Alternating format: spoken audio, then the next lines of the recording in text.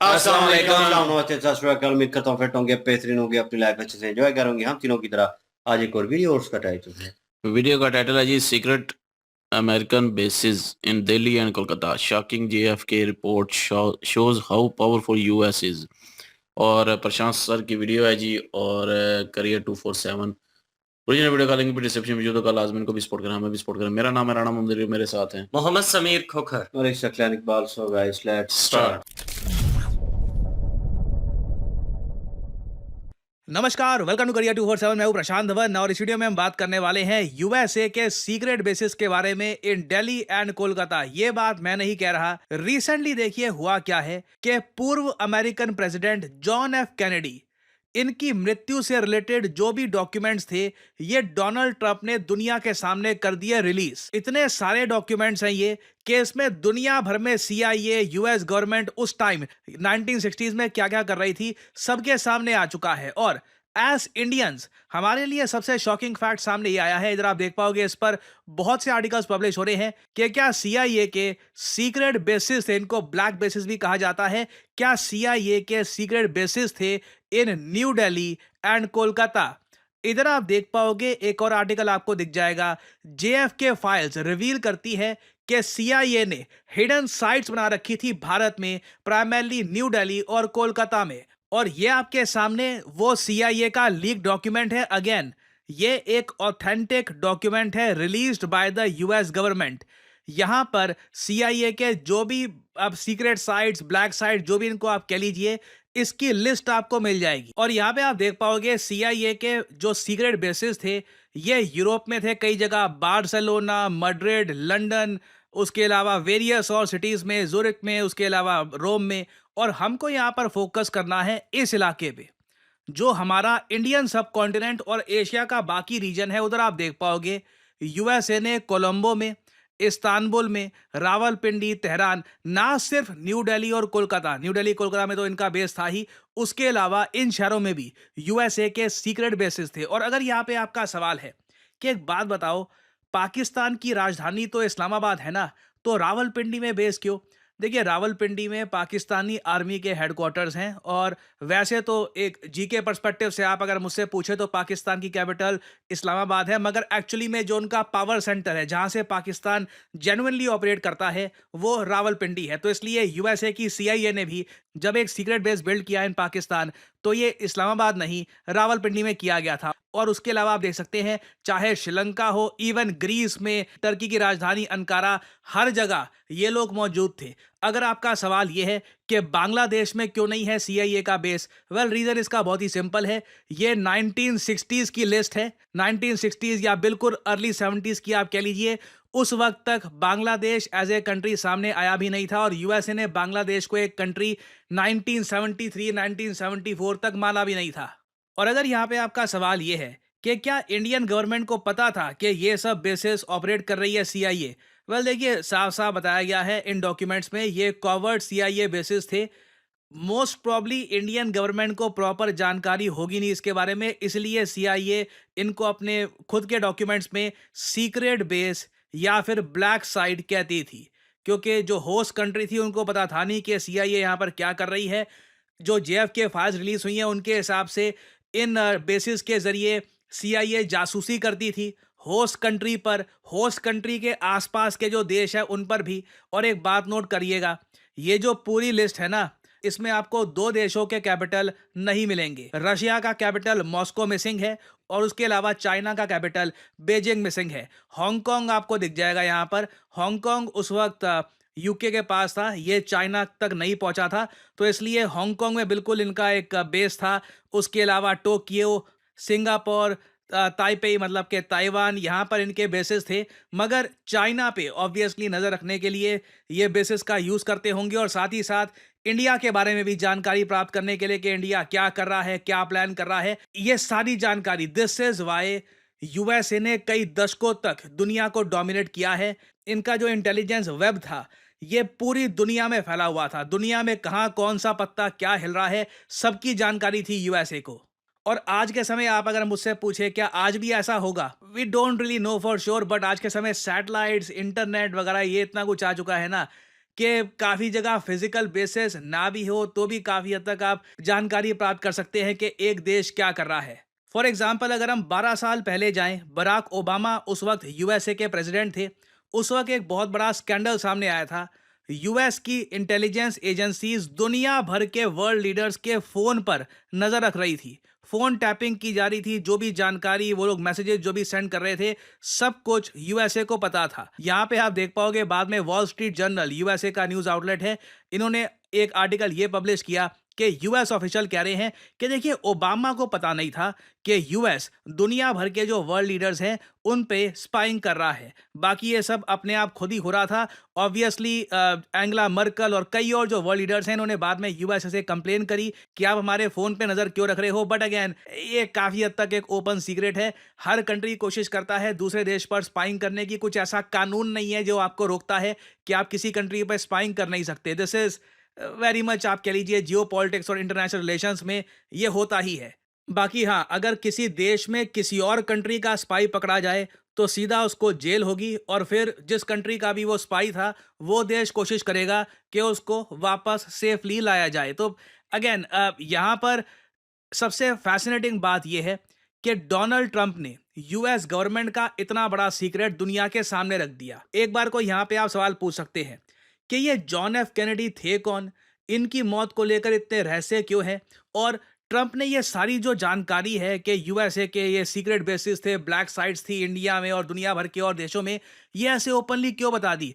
Donald Trump को लगा नहीं कि ये सीक्रेट रिवील कर रहे हैं। देखो ये तो मैं फिर भी कहूंगा छोटी चीज है कंपेयर टू यूएस एड के। By the way US add के बारे में मैं आपको ये बता दूं, भारत सरकार ने ऑफिशियली यूएस गवर्नमेंट को बोला है कि हमको यूएस एड से रिलेटेड जो भी जानकारी है कि यूएस एड का पैसा किस एनजीओ, किस पॉलिटिकल पार्टी, किस किस आदमी को दिया गया था ओवर द इयर्स, इसका प्रॉपर डिटेल्ड हमको इन्फॉर्मेशन चाहिए। तो ये इन्फॉर्मेशन यूएस गवर्नमेंट बहुत ही जल्द मोस्ट प्रॉब्ली प्रोवाइड कर देगी इंडिया को, और उसके बाद आई एम श्योर इंडिया में प्रॉपर इन्वेस्टिगेशन होगी कि किस तरीके से फॉरेन फंडिंग लंबे समय तक यूज होती रही in India.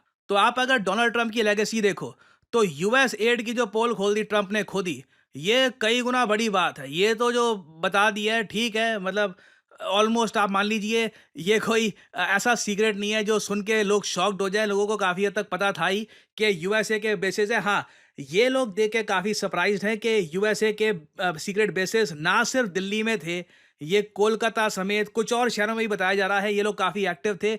This is quite surprising Indeed.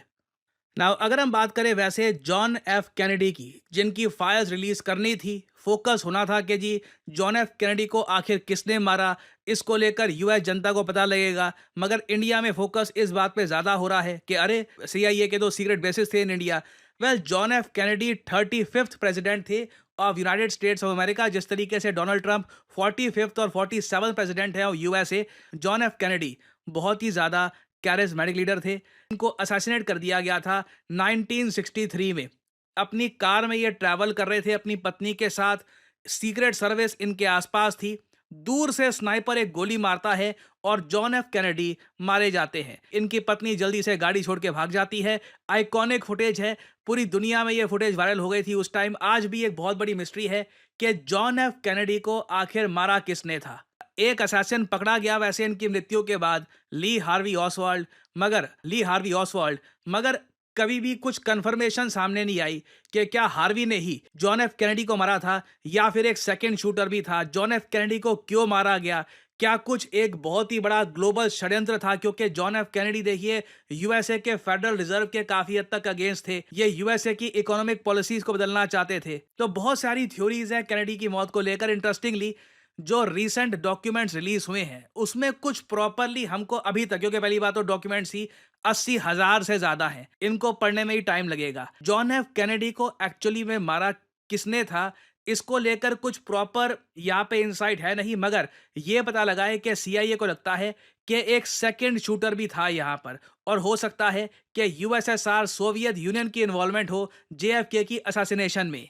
अब यहाँ पे आपका सवाल आएगा कि जो ये 1960s के ज़माने में जॉन एफ कैनेडी के टाइम में, उनकी असैसिनेशन के बाद के भी टाइम में सीआईए के जो ये सीक्रेट बेसिस थे इंडिया में और जगह, क्या ये सब कंट्रीज पूछेंगी यूएसए से कि देखो तुम्हारे डॉक्यूमेंट खुद कह रहे हैं तुम्हारे सीक्रेट बेसिस थे, क्या कुछ सवाल पूछे जाएंगे? नहीं, आई मीन इतना टाइम हो चुका है, अब तक तो गवर्नमेंट्स को पता लगी गया होगा कि सारी जानकारी यूएसए को कैसे मिल रही थी, इनके बेसिस थे, इतना टाइम हो चुका है। अगेन अब सिचुएशन बदल चुकी है, अब सीधा यूएस वर्ल्ड लीडर्स के जो फोन हैं, जो उनकी ऑफिसेज हैं, वहाँ पे स्पाइंग करता है। मोसाद बताया जा रहा था कि यूके के प्राइम मिनिस्टर की स्पाइंग कर रहा है। सो सिचुएशन काफ़ी बदल चुकी है। ये इन्फॉर्मेशन बिल्कुल सरप्राइजिंग है, मगर इसके बेसिस पर आज के समय सवाल यूएसए से पूछे नहीं जा सकते, मगर आपसे तो पूछे जा सकते हैं। तो क्वेश्चन यहाँ पे मैं आपसे ये पूछूंगा, हाल ही में वो कौन सा देश है जिसके साइंटिस्ट ने रोशनी को, लाइट को जमा दिया, फ्रीज कर दिया?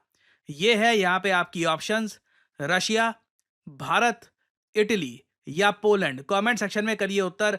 जो लोग देंगे सही आंसर, उनकी कमेंट को मैं दे दूंगा हार्ट, ताकि बाकी लोग समझ पाएं कि सही उत्तर क्या है। देखिए, करियर 247 मतलब जॉब अपॉर्चुनिटीज। ऑलरेडी आपने देखा होगा कि हमारे एक्सिस बैंक प्रोग्राम के अंडर कई लोगों को ऑफर लेटर प्राप्त हो चुका है एक्सिस बैंक डेप्यूटी मैनेजर की पोस्ट के लिए, और अब पहली बार करियर 247 आपके लिए लेके आया है हमारा flagship data science course with generative AI.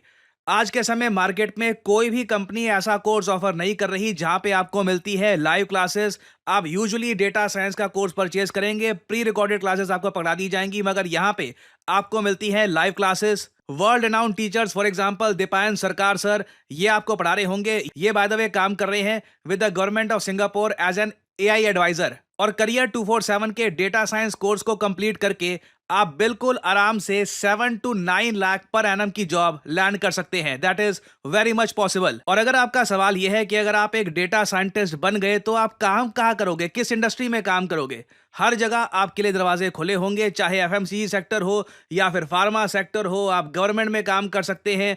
Even career 247 में मैं आपको बता दूं, हम लोगों ने बहुत सारे डेटा साइंटिस्ट हायर कर रखे हैं, because every company needs data scientists. इनकी डिमांड बढ़ती जा रही है। और आपको करना क्या है? अभी भी आपके मन में बहुत सारे सवाल होंगे। आप सिंपली क्या करिए, ये जो वीडियो आप देख रहे हैं इसकी कमेंट सेक्शन में आपको जाना है और यहां पे आपको लिंक मिल जाएगा build your career with India's first data science and machine learning gen AI course.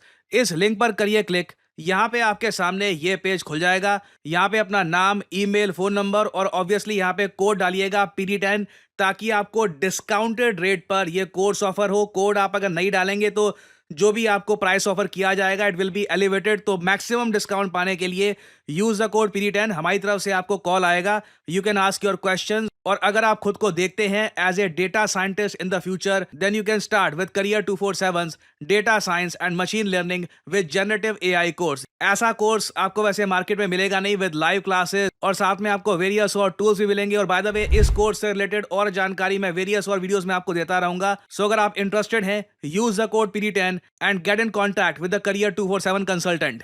और इसी नोट के साथ यह है वीडियो का अंत। Thank you for listening and as I always say, may the gods watch over you.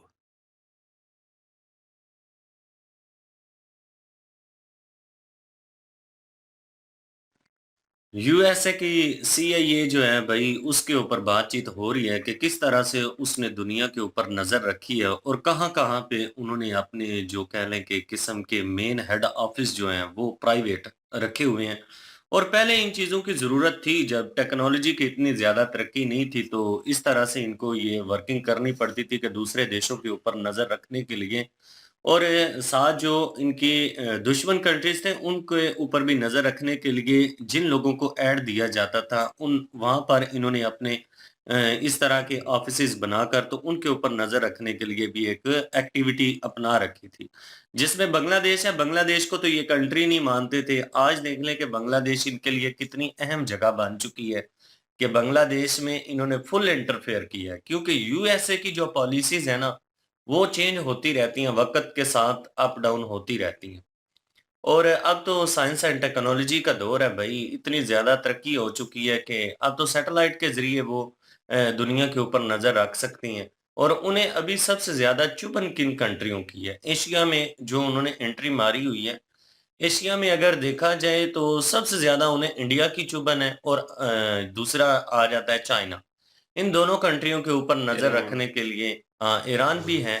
Iran के ऊपर ये 3 कंट्री हैं एशिया में जो यूएसए के समझ लें कि बिल्कुल ना वो टारगेट पर हैं, जिनको चाहता है तबाह करना। लेकिन कह लें कि एक बेबसी जो है ना वो यूएसए की है। कि यहाँ पे वो कुछ कर नहीं पा रहा। ये नहीं कि करना नहीं चाहता या ट्राई नहीं कर रहा, ट्राइयाँ तो बहुत ज़्यादा कर रहा है। अब बांग्लादेश में अगर उसने हसीना वाजिद का तख्ता पलट किया है और वहाँ पे अगर वो अपनी कोई स्टेट बनाना चाहता था छोटी-मोटी, तो वो इसीलिए बनाना चाहता था क्योंकि उसे पता था कि अनकरीब हो सकता है कि चाइना जो है वो ट्राई मारे और जाके तो बांग्लादेश में कोई इस तरह का अपना स्टेट या अपना कोई हेड ऑफिस वगैरह ना बना ले। इससे पहले यूएसए चाहता था कि हम कर लें। हसीना वाजिद वाजिद जो है उसके साथ बहस-ओ-मुबाहिसा चला, लेकिन वो नहीं मानी, उसका तख्ता पलट कर दिया। अपना पसंदीदा शख्स जो है, जो कह लें कि उनका ख़ास बंदा है मोहम्मद यूनुस, उसको आगे लेकर आए हैं। अब वो तो भई ऐसे ही है कि जैसे उनकी एक कठपुतली है, उनके इशारों पे नाचना, ये सारी चीज़ें करना, लेकिन अभी भी पूरी तरह से जो योजना यूएसए ने बना रखी थी, वो सफल नहीं हुई।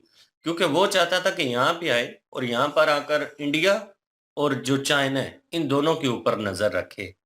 तो अभी वो कंटिन्यू है प्लान, लेकिन वो तो कंप्लीट नहीं हुआ। सैटेलाइट के ज़रिए भई उसकी नज़र जो है वो सारी दुनिया के ऊपर है। आप देख सकते हैं कि कोई टाइम ऐसा भी था, बराक ओबामा जब लीडर थे, तो जो मेन जिन लोगों के इन्फॉर्मेशन की उन्हें ज़रूरत थी, बड़े-बड़े जो लीडर थे कंट्रियों के, उन लोगों के सारे फ़ोन उन्होंने हैक किए हुए थे। मोबाइल जो फ़ोन है उनके कंट्रोल में थे और उनकी वो हर कॉल जो है, वो सुन रहे थे और उन्हें पता चल रहा था कि ये क्या-क्या मैसेजेस आगे कन्वे कर रहे हैं और क्या इनके माबैन गुफ्तगू चल रही है, क्या प्लानिंग है। ये सारी चीज़ें सीआईए की जो एजेंसी है वो है तो बड़ी तेज़। मोसाद का अपनी जगह पे नाम है, लेकिन सीआईए जो है उसका भी एक बहुत बड़ा नाम है। वो भी भई अपने दुश्मन को देख लें कि छोड़ते नहीं हैं। जिस तरह से वो एक व्यक्ति का उन्होंने काउंटर करवाया और बाद में माना भी नहीं है। बाद में ये कह दिया कि नहीं वो हमारा स्नाइपर नहीं था, दूसरी जगह पे कोई अदर स्नाइपर भी था और वो उस स्नाइपर की गोली से जो है उसकी डेथ हुई है। हालाँकि देखा जाए तो 2 मिनट। फ़ोन हैं? जी, जी, कैरी हाँ, ऑन। कि मोबाइल जो है वो तो आप उसका कंट्रोल में है, आपके कंट्रोल में है और आप उसकी सारी बातचीत सुन रहे हैं, तो फिर काम कोई दूसरा तो नहीं कर सकता ना, काम भी तो भैया आपने किया होगा। किसकी? तो वो नहीं है जॉन हैरी, कैनेडी। हाँ, जॉन कैनेडी। जेएफ कैनेडी जो है वो प्राइम मिनिस्टर था अमेरिका का। हाँ, तो इस तरह से इन्होंने देखे प्राइम ना। मिनिस्टर को ही मारा था ना, हाँ। तो लेकिन ये है कि वो लगा रहे थे सीआईए खुद ये काम कर रही है और खुद करवाया गया सब कुछ। ज़ाहिर है वो अभी तक वैसे हल नहीं हो वो सका। चेंज चाहता था ना, वो चाहता वो था कि चाहता था कोई तो बहुत बड़ा चेंज है, चेंज, लेकिन लेकिन उन्होंने तो हाँ, रशिया पे डाल दिया ना, हाँ, कि रशिया के किसी स्नाइपर ने जो है मारा है। हाँ, अगर देखा जाए तो वैसे ये एक नाम ही है डेमोक्रेसी का अमेरिका में। उस इन वक़्त चीज़ों से टैब डेमोक्रेसी ने मोबाइल का टैब किस तरह कर सकेंगे? उस वक़्त मेरे ख़्याल में ऐसा कुछ नहीं था। हाँ, नहीं किया ने मोबाइल कह रहे वग़ैरह थे अमेरिका कि का। हम सुन रहे होगा थे, भाई उस वो वक़्त। एक साइड पे वो फ़ोन कर रहा था, एक साइड पे कॉल हैक थी उसकी और स्नाइपर भी था बैठा हुआ वैसे भाई। सोचने की बात है उस वक़्त हैकिंग का सिस्टम, लेकिन ये है कि अमेरिका ये चीज़ मुझे भी लगता है ना उस वक़्त ये 60 का थोड़ा। दौर था और उस और दौर वैसे में मोबाइल दूसरे होते थे। दूसरे सेट हूँ, तो उसमें तो हुँ, मेरे ख़्याल में टेक्नोलॉजी इंटरनेट का वो कनेक्ट नहीं था, वो वाला सिस्टम नहीं था, टावर और वो सब कुछ। तो किस तरह वो बातचीत जो है वो सुनी गई होगी, नो आइडिया सर्टेनली। लेकिन ये है कि वो जिस तरह उनको मरवाया गया है, मतलब ऑनर किलिंग करवाई गई है, उसके पीछे रीज़न यही होगा कि भाई वो सिस्टम का हिस्सा नहीं बनना चाहता और जो सिस्टम चल रहा था, उन्हें वो पसंद नहीं था कि यार ये चीज़ें जो हैं वो गलत हो रही हैं उनको, और कुछ न कुछ ऐसी सिचुएशन थी जिसको लेकर उनको जो है वो मारा गया। और तस्वीरें वाक़ई खौफ़नाक थी, क्योंकि जैसे उनको गोली लगी, जो सामने ड्राइवर थे, वो आगे विंड के आगे जो है वो झुके हुए हैं, खुद को बचा रहे हैं, और उनकी वाइफ़ जो है, वो पीछे निकल के भागने की कोशिश कर रही हैं, और उनके हुँ। मुताबिक 2 स्नाइपर थे। तो सेकंड स्नाइपर से वो जो है वो चली है, और दूसरे बंदे, एक तो पकड़ा गया, दूसरे का नाम आ रहा है और अभी तक वो उसका पता नहीं है। तो हाँ, कहीं न कहीं हाँ। इतनी एजेंसी जो तेज़ हो, जो दूसरी कंट्रीज़ में अपने जो है किस्म के स्लीपर सेल्स पता कह तो लें, ज़ाहिर तो होगा ही नहीं। उनको पता तो नहीं है पता ना। होगा ये कैसे हो सकता है। तो जो जब काम ही खुद किया तो क्या पकड़वाना? सीक्रेट डॉक्यूमेंट जो लीक किए हैं, ये भी ट्रम्प का एक जो है पैंतरा होगा। क्यों कर रहा है? क्या दिखाना चाह रहा है पूरी दुनिया को, ठीक है? और जिन कंट्री के सर नाम ले रहे हैं, ये चाइना, ईरान, पाकिस्तान, इंडिया, और ठीक है, यहाँ पे थे आफ्टर 70 उन्होंने बताया है या आफ्टर 80 बताया है, मतलब ये हुँ, जो सीआईए के अड्डे थे यहाँ पे 60। 60। तो मतलब कि आप कह कह लें कि उस दौर में यहाँ पे थे। और अभी वो इन्होंने इस कंट्री का नाम लिया है। ये जो ट्रम्प अभी फ़िलहाल सिचुएशन में चल रहा है, ये इसने डॉक्यूमेंट इसीलिए लीक किए होंगे। इसको मे भी हो सकता है ये कुछ शो करवाना चाहता है, जो पास्ट में हुआ है, जो चल रहा था, और इसके पीछे भी कोई इसका प्लान होगा। क्योंकि ट्रम्प जिस तरह लगता है शोहा-सा और बेवकूफ़ टाइप, वैसे वो है नहीं है। और वो कुछ और ही गेम चल रहा होता है पीछे। आने वाले वक़्त में कुछ ऐसा प्लान या ऐसी हो सकता है एलिगेशन जो है इन कंट्रीज़ के ऊपर लगे। और जहाँ तक एड की बात, मुझे बीच में वो जो है वो समझ नहीं आई। लेकिन ये है कि इंडिया जो है इन्होंने रिटर्न लेनी है एड, जो देते रहे हैं, क्योंकि इंडिया इन्फॉर्मेशन क्यों माँग रहा है? यूएसएड जो है वो इसलिए इन्फॉर्मेशन मांग रहा है इंडिया, क्योंकि यूएसएड के थ्रू जो है वो ये जो बगावतें हुई हैं ना बांग्लादेश में भी और पाकिस्तान में तख्ता भी, पलट, लाइक अच्छा, तख्ते पलट हुए हैं, वही चीज इंडिया में वो देता रहा है यूएसएड के जरिए कि साइफर। इंडिया में भी जो है वो तख्ता पलट हो। लेकिन वही चीज वो मांग रहे हैं कि इन्फॉर्मेशन दे कि किस पार्टी को यूएसएड जो है पैसे देता रहा है। हमें ये इन्फॉर्मेशन चाहिए, क्योंकि उस इन्फॉर्मेशन की बेस पे पता चलेगा कि कौन सी जो है वो अमेरिकन के हाथों बिकी हुई थी पार्टी। कौन से बंदे इन्वॉल्व अभी थे? किसी का नाम ज़ाहिर है हम भी नहीं लेंगे, क्योंकि ज़रूरी नहीं होता कि वही हो। हमने कहा नाम लेना है, हमारे तो पास नहीं, कोई आप इन्फॉर्मेशन नहीं। मिसाल के तौर पे सिर्फ कह रहा हूँ कि हो सकता है कि कोई ऐसी पार्टी, मिसाल के तौर पे कांग्रेस कर लें कि ये जो है बीजेपी को लगता हो कि कांग्रेस जो है वो ऐसा काम कर रही है। तो लेकिन इन्फॉर्मेशन के बगैर जो है इल्ज़ाम तराशी नहीं कर सकते कोई भी पार्टी किसी वो पे। तो यूएसए देगा तो ना अब। जब वो वही तो मांग रहे हैं ना कि यूएसएड के जो जितनी इन्फॉर्मेशन है, जो कि यहाँ पे जितनी तंजीमों को मिलती रही है, जितनी जो है वो यहाँ पे एनजीओ थी उनको मिलती रही है, वो सारी इन्फॉर्मेशन हमें चाहिए। किस-किस बंदे के पास यूएसएड गई है, वो सारी इन्फॉर्मेशन चाहिए हमें, और उस बेस पे फिर वो चेक करेंगे कि किस जगह पे गई है, और फिर उनसे हिसाब माँगेंगे कि ये किधर लगाया गया है, ये किधर था, किस कहाँ पे यूज़ हुआ। लोग सर ने एक लिस्ट शेयर की थी जिसमें इसी एड का ज़िक्र हुआ था, और उन्होंने एक लिस्ट शेयर की थी, उसमें एजेंसी और ये सारी चीज़ें जो हैं जिन-जिन इदारों को मिल रही थी वो उसमें थे। और इन इदारों यूएसएड के थ्रू जो है वो लीगल तरीके ना जो सामने शो होती थी ना, वो भी ऐसी डॉक्यूमेंट थे जो लीक हुए हैं, कि मतलब जो बताए गए हैं कि इनको जो है मिल रहे थे, वो लीगल तरीके से थे सारा कुछ।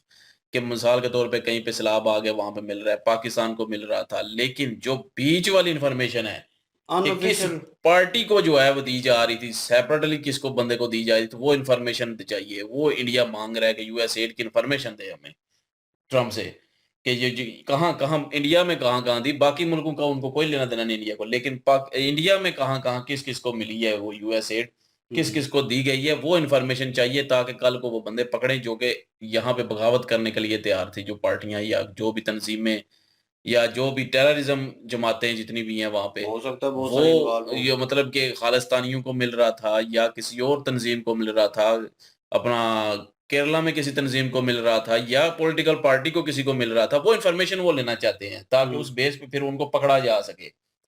उन पे जो है वो सबूत एक सबूत के तौर पे होगा, फिर वो ज़ाहिर है हो अदालत सकता है। जो है वो एक्शन ले लेगी। क्योंकि अभी जब सबूत ना हो तो फिर वो किसी पार्टी पे जो है इस तरह आरोप तो नहीं ना लगा सकते किसी को भी, तो वो गलत हो जाता है।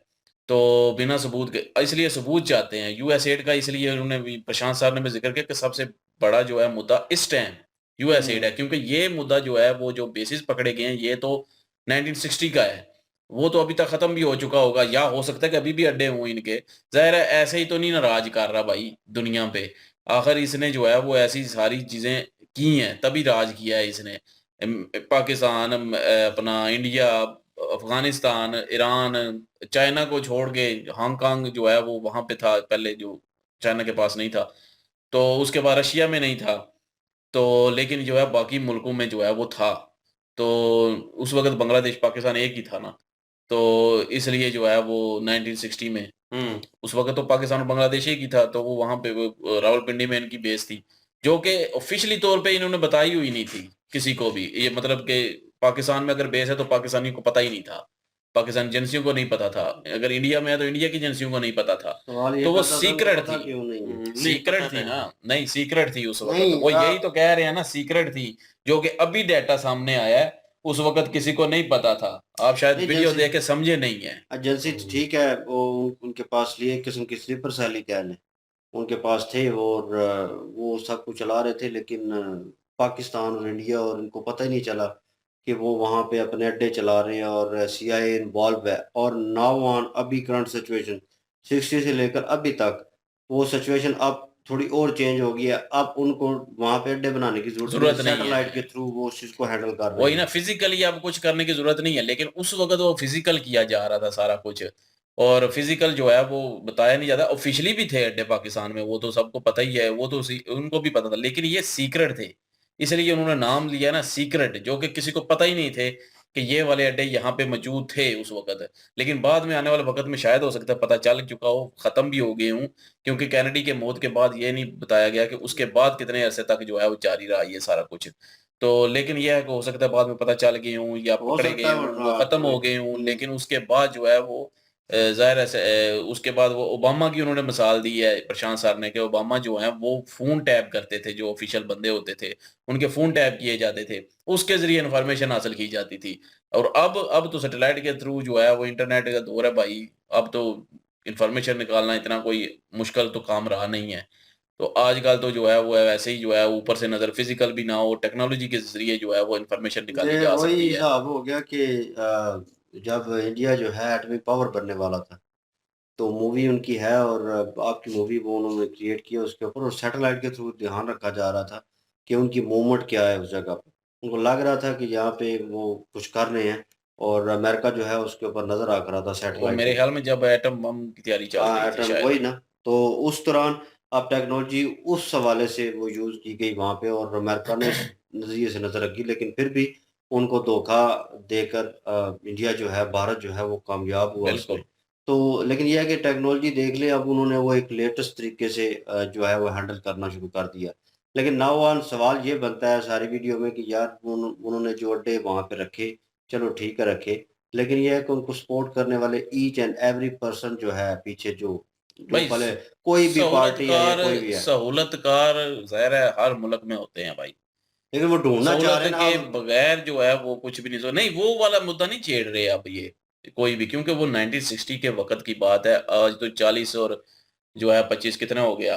65 साल हो चुके हैं। नहीं, अगर आप ठीक है, 65 साल पुरानी ये आप डॉक्यूमेंट आप जो निक रिलीज़ हुए हैं। आप निकालना ही चाह रहे हैं ना कि वो डेटा निकालना चाह रहे हैं कि निकालना कौन यूएसएड का चाह रहे हैं। अब यूएस ये इस चीज़ का नहीं कि अड्डे यहाँ पे थे, इस चीज़ का नहीं डाटा निकालना चाह रहे, वो डाटा निकालना चाह रहे हैं यूएसएड का, जो अभी बंद की थी ट्रंप ने आके, कि फलाने-फलाने को मिल रही थी, ये सारी तख्ते पलट करने के लिए दिए जा रहे थे और गलत इस्तेमाल हो रहा था यूएसएड का। ये तो ट्रंप ने ही खोला है ना आके सारा लेकिन उन कुछ। बंदों का जब रिकॉर्ड निकाला जाएगा तो वो उनसे वो रिलेटेड तो तो सर होंगे। वही तो इंडिया तो माँग रहा है ना अब इंडिया इसीलिए तो माँग रहा है भाई दें तो हमें, कि हम देखें यहाँ पे गद्दार कौन बैठा है जो मुल्क को तबाह करना चाहता है। तो वो उसका डाटा माँग रहे हैं। वो ही तो वो अगर अब अगर दे देता है यूएसए, तो यकीन ऑथेंटिक करें मतलब रियल वाला जो है, ऑथेंटिक तो यकीन करें वहाँ पे जितने भी गद्दार हैं वो पकड़े जाएँगे और इंडिया में भी। और अगर पाकिस्तान की बात करें तो यहाँ पे भी काफ़ी सारे हैं। ये नहीं है कि यहाँ पे नहीं है, मुल्क हर एक हुँ। मुल्क में होता है, ईरान में भी है, तेहरान में भी होंगे, अफ़गानिस्तान में भी होंगे भाई, चाइना में भी हो सकता हूँ। तो ये तो हर जगह ही भाई होंगे, ये ऐसी चाइना कोई का बात नहीं नाम नहीं आया सहूलतकार उस लिस्ट में मेरे ख्याल। यूएसएड चाइना मेरे ख़्याल नहीं लेता था ना। हाँ, उधर चाइना नहीं जाते भी आया नहीं, एक रशिया भी और नहीं जाते थे। रशिया। नहीं ये लिस्ट वो जो है वो अड्डों वाली लिस्ट थी। अड्डे ये वाली लिस्ट है यूएसएड ना? की लिस्ट नहीं थी। हुँ।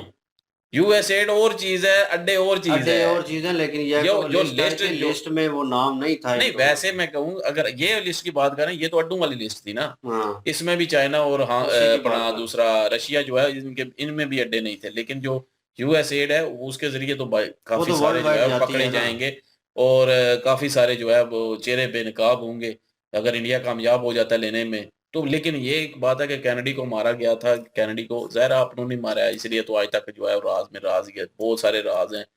तो लेकिन ये है कि वो क्योंकि चेंज करना चाहता था और भी मुझे लग रहा है कि ट्रंप की भी शायद हो सकता है बारी ना आ जाए। क्योंकि हुँ। ट्रंप भी बहुत कुछ ऐसा कर रहा है जो कि डीप हाँ, स्टेट के बहुत एस्टेब्लिशमेंट के भी अपोज़िट है। खिलाफ है। और मेरे ख्याल में अगर देखा जाए तो जो कंट्रोल है वो ज़्यादातर एस्टेब्लिशमेंट का ही है अमेरिका में भी। नहीं और नहीं जमहूरियत को नहीं है इतनी। एस्टेब्लिशमेंट का ही होता है। अभी तक तो डीप एस्टेब्लिशमेंट की था। इसीलिए तो ट्रंप जो है उसके खिलाफ जा रहा है। हुँ। डीप स्टेट के, ठीक है। वो लेकिन आगरा का अब भी है। जो है वो हो सकता है कि वो इसके साथ भी वही काम कर दे जो जेएफके के साथ हुआ। तो यही तो चीज़ है ना, मुझे जो शक पड़ रहा है ट्रंप का भी ये वो हो जो सकता है मेरे कि ख्याल नंबर में कहानी नज़दीक आ की रहा गई है। है ना सारी, उसके कान के ऊपर गोली लगी और सारा कुछ हुआ, वो कहानी पहले गुज़र चुकी है। और हुँ, हुँ। ये सारी वो कंट्रोल कर चुका है, क्योंकि अपने ही स्नाइपर और अपने, क्योंकि कैसे हो सकता है कि भाई आजकल तो इतनी लेटेस्ट टेक्नोलॉजी है कि आप कुछ भी ड्रोन या कुछ भी ऐसी चीज़ के थ्रू हमला करवा सकते हैं। तो मतलब वो उसने खुद जाना था बंदे ने, और गन भी वो दूसरी यूज़ कर रहा है, और डबल फायर किए और दोनों फायर में से एक लगा और एक निकल गया, ये कैसे हो सकता है? तो बड़ी सिचुएशन कॉम्प्लिकेटेड। मतलब कि कहने का मतलब यही है ना कि 1960 में जो है वो जेएफ कैनेडी नहीं बचा, उस वक़्त स्नाइपर इतने अच्छे थे। अब तो टेक्नोलॉजी इतनी ज़्यादा है, तो किस अब तरह? कैसे कान पे लगी। लेकिन ये है कि वो झुक गया था। हो सकता है भाई उसकी किस्मत साथ दे गई हो उस वक़्त, क्योंकि हो सकता है फड़क भी जाता, तो रियल भी हो, अभी ये कुछ कहा नहीं जा सकता। लेकिन हो सकता है अपनी जान को थोड़ी-सी गो दाँव पे दाँव लगाया पे अपनी लगाया, है। बेशक जो अगर वो खुद भी उसने किया तो खुद मैं नहीं समझता कि खुद किया होगा, क्योंकि उसी वक़्त झुकना और उसी वक़्त कान पे गोली लगना, थोड़ी-सी इधर हो जाती तो काम तमाम हो जाता। तो वो तो लगी ऐसे जैसे जैसे आपको टच होती है ना, जितना नहीं, रिएक्शन होता है, तो वो चीज़ हुई हुआ मैं है। वही तो कह रहा हूँ, थोड़ी-सी इधर हो जाती तो गया बंदा। तो ये चीज़ खुद तो मुझे नहीं लगता कि ये ऊपर, ये अगर फायर करवाना भी होता बाजू पे ओ, करवाता या नीचे करवाता, वो कान पे सीधी इंडियन पड़पड़ी के नज़दीक, ये थोड़ी-सी भी इधर हो जाती तो गया। इंडियन यही मूवी में तो मैं कह दिखाते रहा नहीं हूँ। है कि जिस स्नाइपर को दिया जाता है कि आपने प्रधानमंत्री को मारना है, और वो तकरीर कर रहे होते हैं और उसी दौरान वो फायर करता है, लेकिन उसने उसको शोल्डर पे या आगे पीछे प्रधानमंत्री ने बोला होता है कि आपने इधर या इधर दिल के नजदीक मारना, दिल पे नहीं मारना, एक हमला नजर आए, लेकिन दूसरा स्नाइपर आके गोली मार जाता है, और वो सारा इल्जाम उस स्नाइपर के ऊपर लग जाता है, और वो फिर भाग जाता है, और मेन हीरो होता है मूवी का, फिर वो दिखाता है बार बार के मैंने गोली नहीं चलाई, मेरी गोली चलती तो इधर चलती इतने इंच, उसने मुझे कहा था। तो सेम सिचुएशन जो है, ये लग रही थी वहाँ पे जब ये सारी सिचुएशन हुई कि ट्रम्प को गोली लगी। लेकिन नाउ ऑन जो सिचुएशन निकल रही है कि यार पास्ट में ये चीज़ हो गई है और ये कुछ हुआ है। अगर डाटा मिलता है तो भाई बहुत सारे लोग जो हैं इसके रगड़े में आएँगे, और आना भी चाहिए, जो मुल्क दुश्मन है उनको आना चाहिए भाई बिल्कुल, सामने, और भारत बेनकाब जो होना है चाहिए। मेरे ख़्याल में नहीं छोड़ेगा उनको। पाकिस्तान ज़ाहिर वाला है। सिस्टम थोड़ी है कि हर चीज़ जो है अंदर ही अंदर दबा ली जाए। लेकिन लेट्स सी, देखते हैं क्या सिचुएशन होती है। ट्रम्प जो है वो भाई फ़ास्ट ट्रेन पे बैठा हुआ है, तो वो रुकता है या झुकता है या क्रैश होता है, आने वाला वक़्त बताएगा। लेकिन क्या ओपिनियन रखते हैं इसके ऊपर? यहाँ पे अगर इमरान खान होता ना तो उसने भी कहना था मंगवाओ। हाँ, बिल्कुल। फिर मेरे ख़्याल में कुछ लाएअमल होता, कुछ इम्प्लीमेंट होता, फिर हमें भी लगता है कि उसने कुछ भी यही होगा। कहना था कि भाई हमें भी इन्फॉर्मेशन दो यूएसएड की। पता है मुझे किनका नाम निकलना था। ख़ैर एनीवेज़ लाइक, शेयर, सब्सक्राइब कर दें इनकी वीडियो की लिंक, और हमारे दूसरे चैनल की लिंक भी डिस्क्रिप्शन में मौजूद होगी। प्लीज़ विज़िट करें, सपोर्ट करें। इंशाल्लाह मिलते हैं नेक्स्ट वीडियो में। अपना ख्याल रखिएगा, दुआ में याद रखिएगा। तब तक के लिए अल्लाह अल्लाह हाफ़िज़, हाफ़िज़, पीस। पीस।